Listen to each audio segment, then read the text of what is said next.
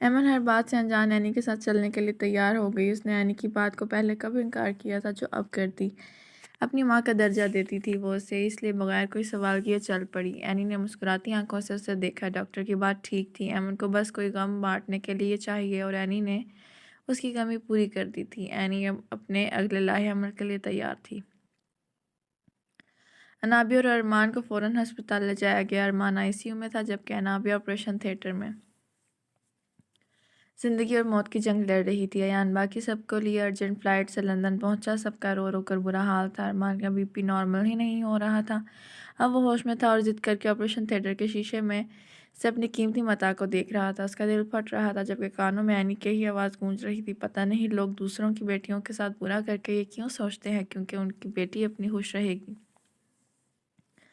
آج انابیہ کو اس حال میں دیکھ اسے ایمن کے لیے افسوس ہو رہا تھا۔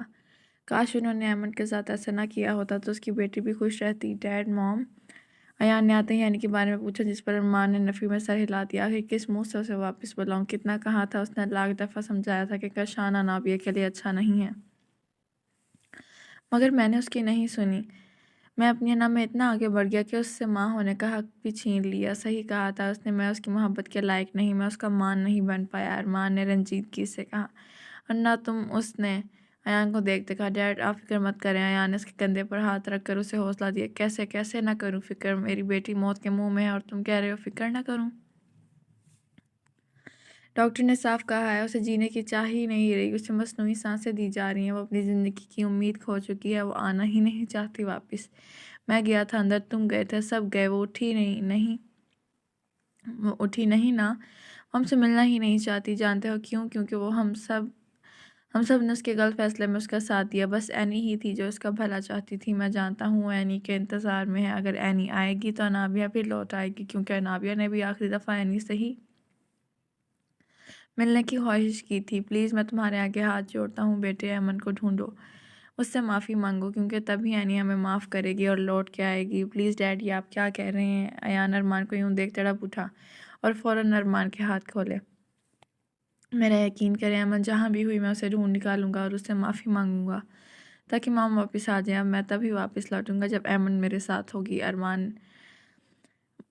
ایان نے سنجیدگی سے کہا۔ اس کی آنکھیں اس وقت ہر جذبے سے پاک تھیں، بالکل خالی، اس کے اندر کی طرح جہاں ہر طرف سناٹا تھا، مگر جاتے جاتے وہ سیکیورٹی اور ٹائٹ کر گیا کیونکہ انابیہ کی جان کو خطرہ تھا۔ سب ہسپتال کے پریئر روم میں نماز ادا کر رہے تھے، تابش ضروری دوائیاں لینے گیا تھا۔ گارڈز انابیہ کے روم کے باہر کھڑے ہر ایک پر کڑی نگاہ رکھ رہے تھے۔ جب ایک نرس ہاتھوں میں دوائیوں کی ٹیر پکڑے بھوری آنکھوں پر نظر کا چشمہ لگائے گارڈز کے سامنے سے ہوتے ہوئے انابیہ کے کمرے میں داخل ہوئی،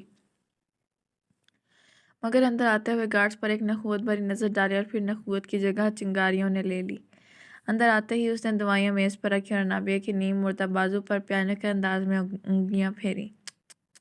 اس نے منہ سے افسوس کا اظہار کیا اور ماسک ہٹاتے ہوئے اپنی آنکھوں سے نکلی رنگ کے لینز اتارے۔ تمہارے گھر والے تو ٹھیک طرح تمہاری حفاظت بھی نہیں کر پائے، اس نے انابیہ کا منہ اپنے ہاتھ میں پکڑتے کہا۔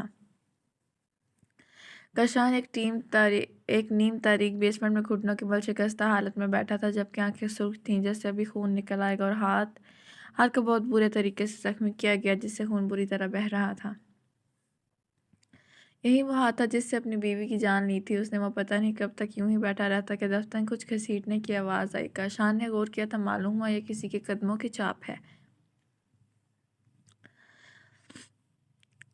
زنجیروں سے لیک ہاکی چل ہے جو بہت کو ذرا دیر نہ لگی پہچاننے میں کہ آنے والا ڈیول ہے، کوئی اور نہیں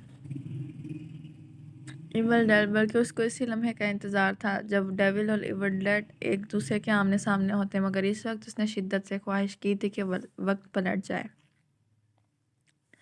اب کیا ہوگا جب ہوں گے ڈیول اور ایول ڈیڈ آمنے سامنے؟ جلدی لائکس کریں۔ کس نمبر 17 آخری کس کا بھئی دوسرا حصہ؟ اس نرس نے دیکھا کہ اس کی آواز پر انابیہ کے جسم کو جھٹنے لگنا شروع ہو گئی۔ مشین پر لائن تیزی سے اوپر نیچے ہونے لگی۔ اس نرس نے نظریں ترچھی کر کے مشین کی جانب دیکھا۔ مجھے معاف کر دیں، انابیہ نے اٹکتے آکسیجن ماسک میں بمشکل بولتے کہا۔ اینی جو اپنا ماسک لگا رہی تھی اس نے انابیہ کی طرف دیکھا۔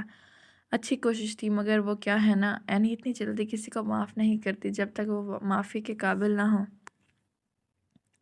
اپنے تجربے سے اب سمجھ تو